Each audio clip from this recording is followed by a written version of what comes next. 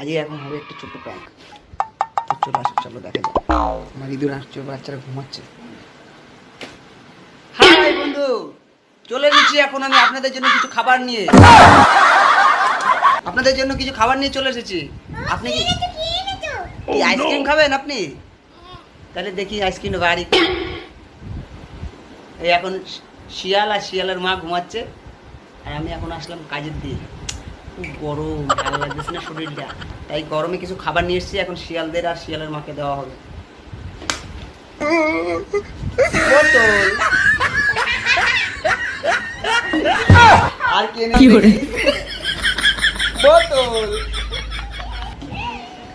कैसा लगा मेरा मजाक? বোতল বোতল। এত গরম পড়েছে আজকে, এতগুলো জলের বোতল শেষ হয়েছে। তো আজকে খাবার কিছু আইনি, সব দোকান বন্ধ হয়ে গেছে, তাই